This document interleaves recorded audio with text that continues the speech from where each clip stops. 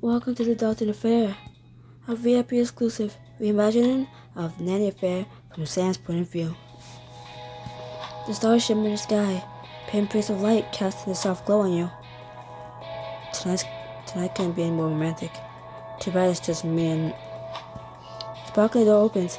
The restaurant's light silhouetting her, your fiancé, or soon to be. There you are, Sam. Why the secrecy? Sophia, I brought you here to ask you a question. I know this may seem rather sudden, but I've given it a lot of thought. You get down on one knee, you pull out a ring box from your pocket, presenting it to Sophia. It's funny what you do. The first option, they just reminisce about their childhood in Italy, or Sam does at least. This one, this option gets straight to it. Like, goddamn. It seems more realistic though. Just getting straight to it. Just like, it was just a loveless marriage, or loveless arrangement. Yeah. This is such a surprise. Yes, absolutely yes. Okay, let's click as you slip the ring on Sophia's hand. Then kiss her gently. It's short, sweet, but it just doesn't feel right. Sophia pulls away, turning to the hidden cameraman. Her cherry facade is now all evaporated. Did you get what you needed? Yep. I'll send you the proofs after I finish editing. Cameraman packs up, then leaves the two of you alone to celebrate. Sophia saws up next to you. She looks over the balcony. Didn't I say the cameraman would be a great touch for the proposal? Shares will certainly be up after the news breaks. Can we hold off on announcing it just for a bit? I still need to tell my boys. This news story won't hold forever. Speaking of the twins, let's talk nannies. Sophie retrieves her tablet from her bag. On screen, she flips through several different resumes. Full-time musician watching twins 7-year-old boys. You put an ad out without telling me. The last one just left. You need to hire another nanny to keep those boys in check. You can't expect me to be doing all that by myself when we're married. Sophia, they're still my kids. I think they need another nanny. Now I put out the ad.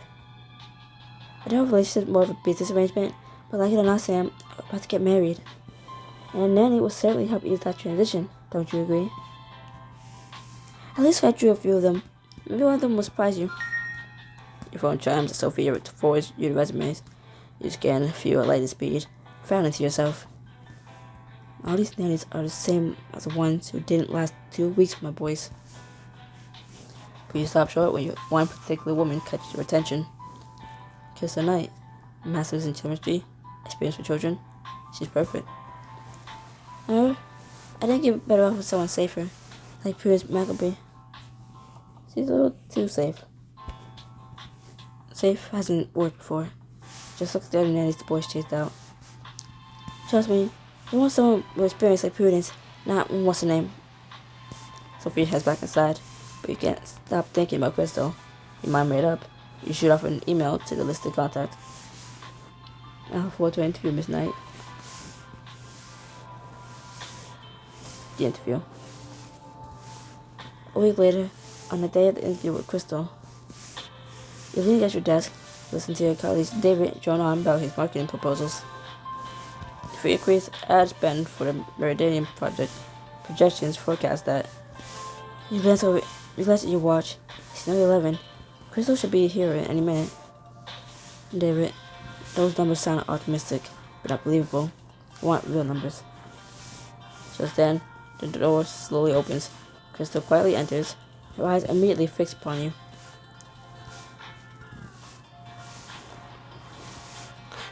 Damn, she's even more beautiful in person. I'm in trouble. Still need to discuss the marketing for the Lithuanian project. I say we go all out and put the healthcare side, and I say we go all out on the healthcare side, put money into doctor ads. This is not the same strategy that almost sunk our attempt to enter the women's health sector. I need you to think outside the box, David. You know how important this is to me. I suppose we go straight to the source, but women don't want all the science talk thrown at them. 1. You're saying that to a woman who is your boss. So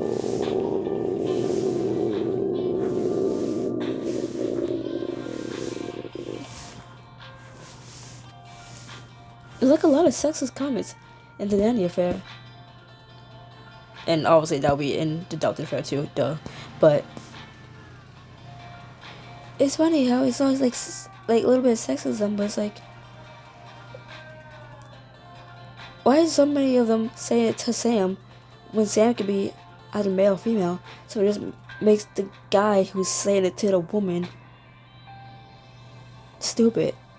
Like when Paulo, Sophia's dad, was making a quote-unquote joke about women being emotional and destructive, especially around that time of the month, and like you could just like imagine having a raised hands and Sam like, am I right, Sam?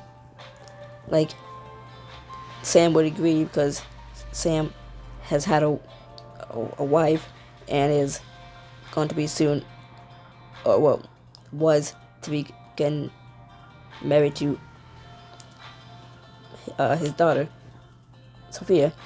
So like, yeah, you know what I'm talking about. You dealt with females before, right, Sam? But it's like, you just said women are emotional and destructive on that time of the month, and you're looking at a woman to like agree with you and slap your hand back for a half hour, like, yeah, oh my god, females, bro, right? Like, doesn't make sense when Sam's a female, when Sam's a woman, because it's like you're making fun of women and then looking for a woman to agree with you. That doesn't make it doesn't make sense. It's like it was made like it wasn't made with the idea of a female Sam. It was just for like the intimacy scenes. But even then, like I was saying in the last chapter of the Elementalist, even that book, Elementalist, had better intimate scenes than a book that was made for, having an affair. And intimacy stuff has better scenes than the nanny affair / Dalton affair. Like, damn. Perhaps you should not speak for all women. With all due respect, I don't think you qualify for the position. Miss Knight, what do you think? Me? Yes, you. How would you approach marketing and do tech design to make C-sections safer and easier? I think you shouldn't dumb down the science for your customers. Just because they're women doesn't mean they can't handle the science talk. If I remember correctly, in the nanny affair, Crystal's expression was like angry when she was saying that, and Sam's when she was saying the last line she said, it was a neutral expression, not smiling. So you respond to yourself. Beauty and brains. Crystal seems to be the real deal. I couldn't agree more. David, one new plan that takes her advice into account on my desk by the end of the day. Understood? But or do I need to find someone else to take over the project? Ms. Knight is already here for interview. I'll get it done. David huffs as he gathers his papers and hurries from the room. He turned to Crystal, who's poised and ready for his interview. I'm sorry about that. I ran past schedule this morning, but I'm glad you're able to come in. It's nice to officially meet you, Miss Knight. Likewise, Miss Dalton. When you shake her hand, time seems to slow, and in that moment, it's going Crystal. She's pulling you into her orbit. What are you thinking, Sam? You're engaged. She's here to be your nanny, nothing more. You drop her hand, forcing yourself to sever the invisible connection from her touch. Tell me, what made you apply for this nanny position? Honestly, 'cause I love kids. I enjoy instilling important principles such as patience and self-discipline, but I like to have fun too. I'm very energetic and playful. Now,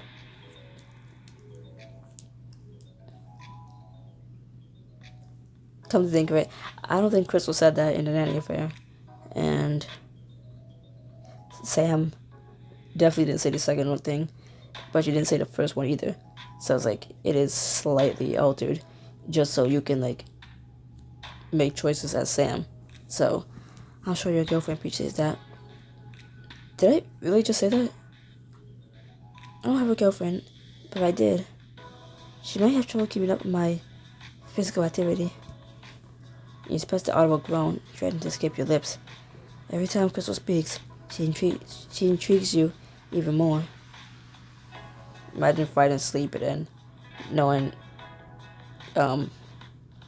caffeine drains your energy, right?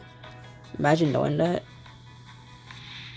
And then actively drinking an energy drink while you're already fighting sleep. So then you're fighting it even more.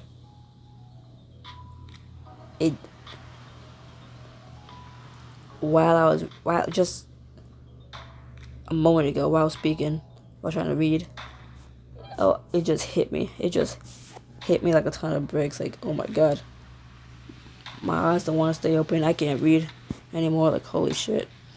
I'm just gonna I'm gonna try to speed through this before I pass out. Anyways, I just received my master's in chemistry, and all my lab work has definitely prepared me for taking care of young children. After all, chemists are used to handling high-stakes spills. See, that's more familiar. You chuckle, hanging on her every word.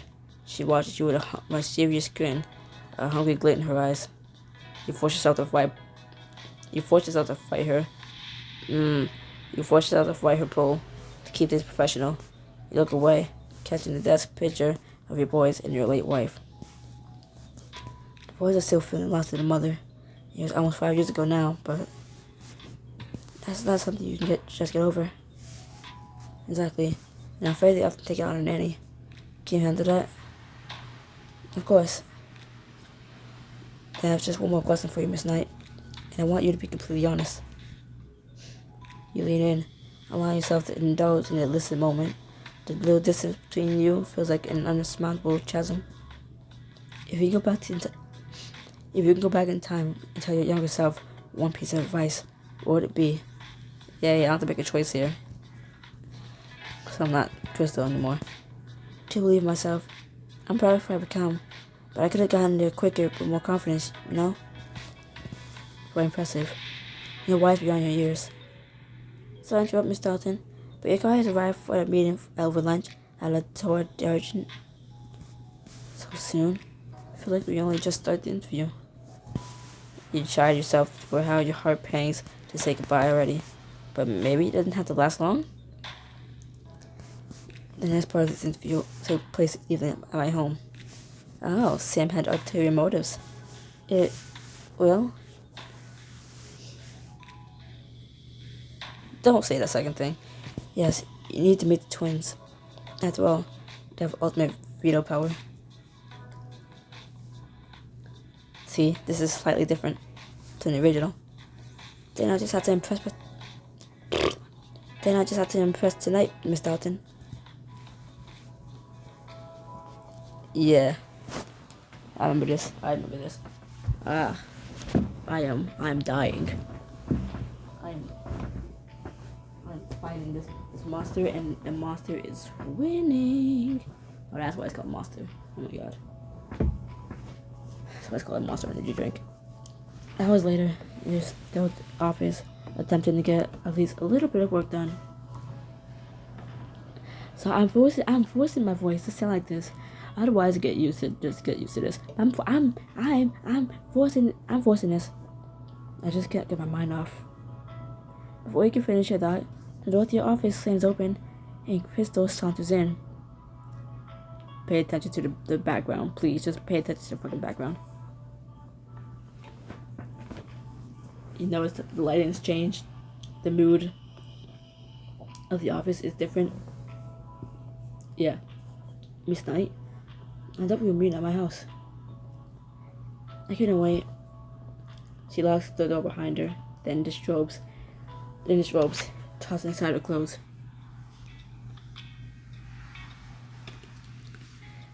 I'm ready to finish my interview.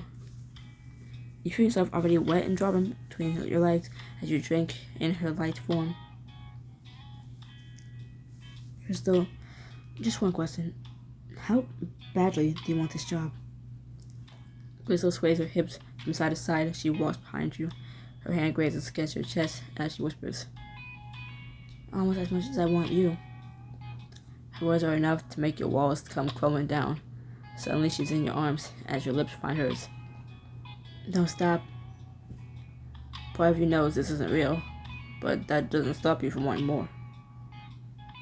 Yeah, give into your fantasy. You're right. I need to fully evaluate you for this job. Put me to the test, Miss Dalton. Your hands greedily cup the back of her neck and bring her close for another taste. Her scent, her touch, her entire being is intoxicating. She moans at every flick of your tongue. Oh. She quickly pulls your shirt from your waistband, her hands greedily exploring your body. Who is driving around at 5, almost 6 in the morning in the snow? She'll carry her to the desk. Your lips still tangled together.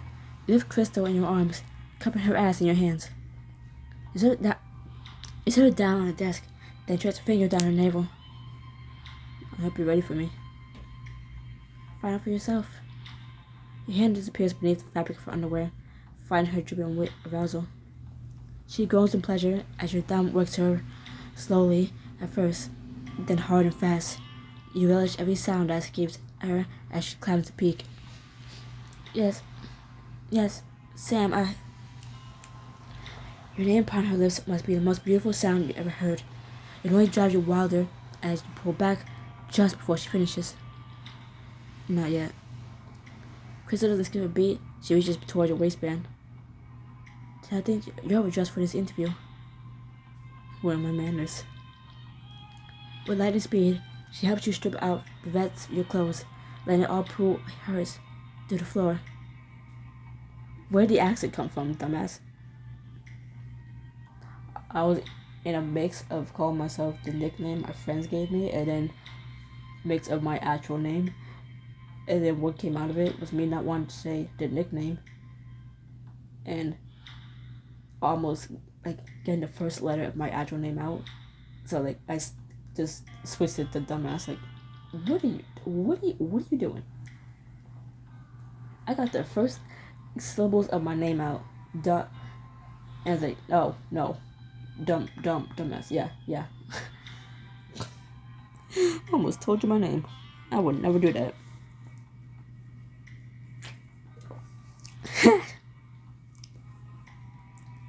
I only told my friends on the condition that they don't call me by my actual name. Now, where were we? I think you're testing my skills. Now let's test your patience next. You kneel before the desk, her legs open wide. You hook a finger on her panties, sliding them down with excruciating slowness.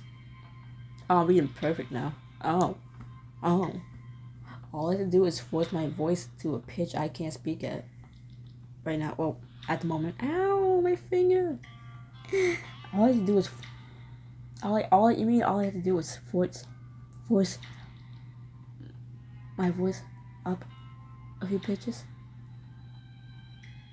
and I can read perfectly, almost. Oh God, I don't think I'm that patient. I'll shut up. Trust me, we worth the wait. You lean in to lick a long stripe against her core. Immediately, her hips buck, seeking more of her touch, but you pull back just enough to tease her. You're in a rush, enjoying how she rides against you, and moans guide your tongue as you circle her swollen bud. Once, twice. Sam, please, I need more. You wish my command. Granting her request, you plunge one finger, then another inside her as your mouth continues its unrelenting pace. I want to touch you too. She reaches towards you, and you quickly stand so she can reach your center. She slips her fingers inside you so you feel yours again, both of you gasping. Your hips buck into her touch, seeking more friction with each passing second. Crystal. You feel yourself hurling toward the edge, so close she can taste it. And judging by Crystal's delicious moans, she's almost at her peak too. Sam, I think our time's almost up. Then let me make you a final offer. Crystal, I want everyone to hear us. You press a searing kiss against her neck, letting your whispers sink into her bare skin.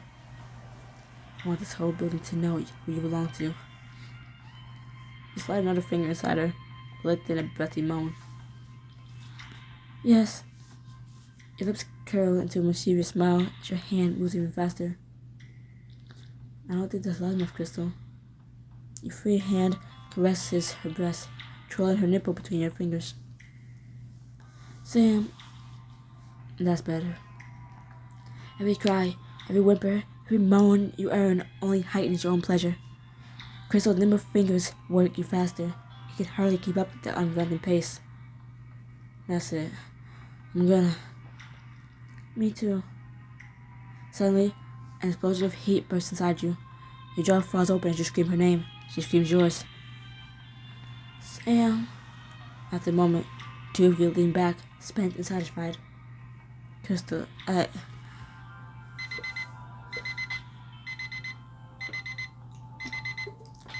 You wake with a start as your phone's alarm goes off, reminding you of tonight's interview. Stop! Damn! God, gee, damn. It's annoying. Your heavy temples vividly recalling your dream and your present arousal between your legs. Uh-oh. I'm in more trouble than I thought. Later that evening, you finally arrive home after your long day at work. As soon as you exit the elevator, you hear the scurrying of footsteps followed by her. Mom, you're home. Does that mean we can finally play Walk the Plank? Not right now, Mickey. Someone's coming over. I want you to meet. I'm hoping she'll be your new nanny.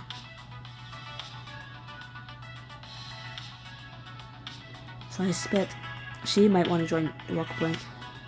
Join Walk the Plank. Sweet, you found a cool one. I think so. But you can tell me what you think when you meet her. Nah, that can't be real to the story. Because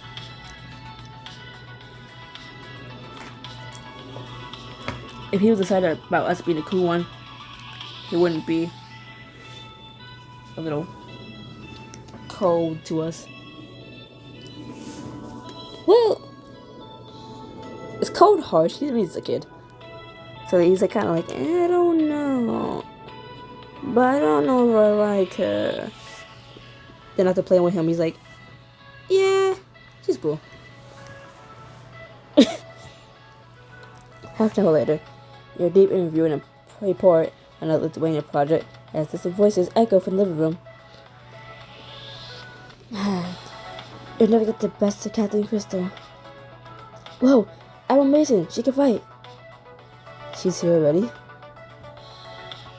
You also the living room to find Crystal locked in a foam sword fight with Mason and Mickey. Miss Knight, I need you to come in.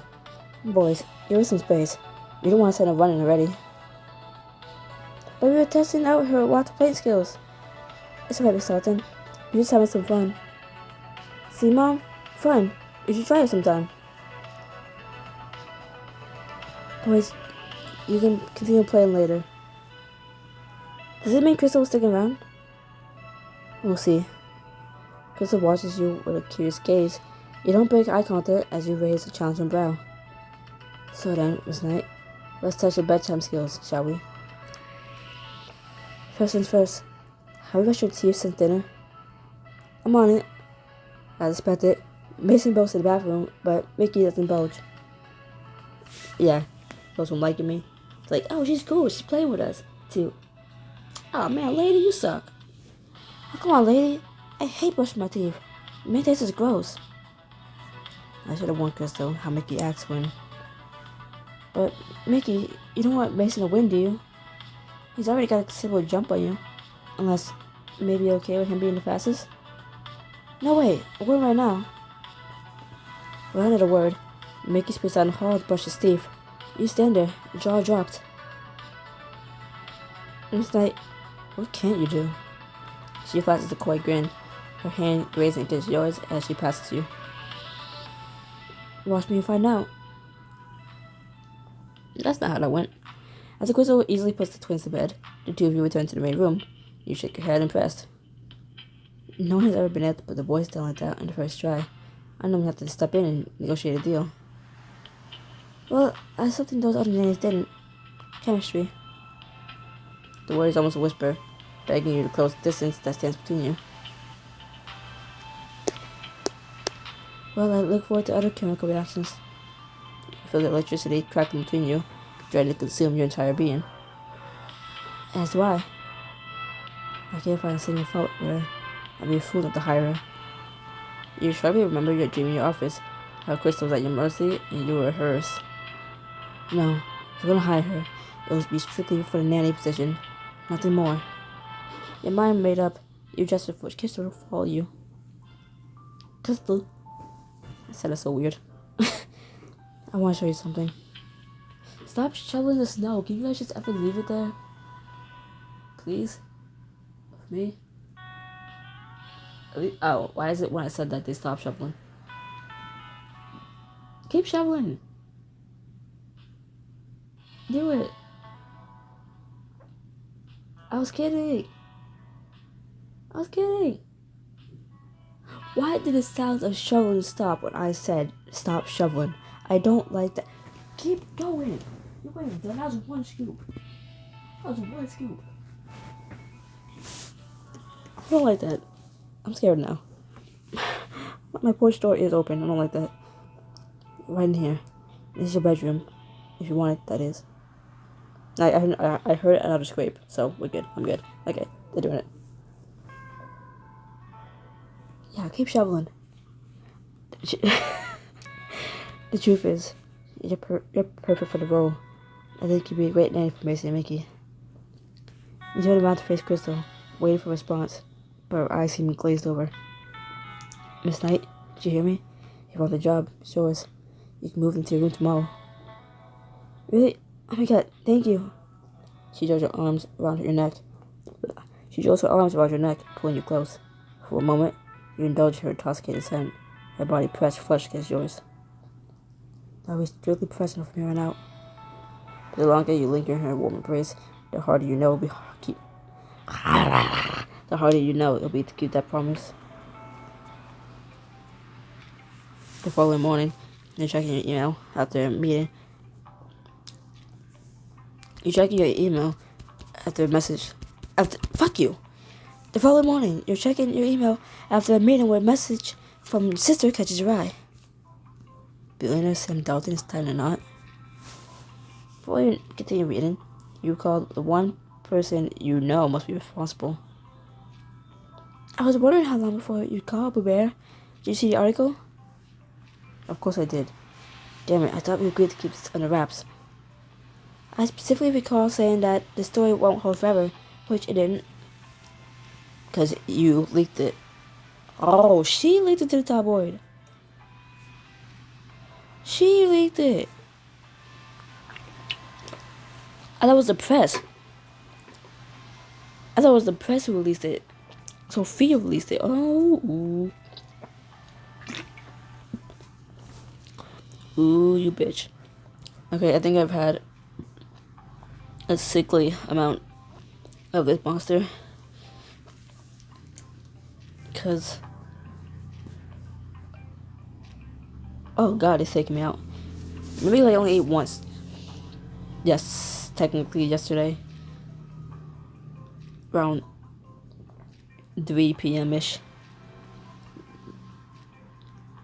And that was it. Oh god, I'm dying. It would have gotten out sooner, regardless. By the way, did you find a nanny for your rascals? I'm dying. My head is like saying fuck you. My eyes are saying I'm tired. I feel like I'm about to like project all of the drinks so far back out. Like, oh my god, my stomach just started. It's just starting to boil. Like, so I'm gonna die soon.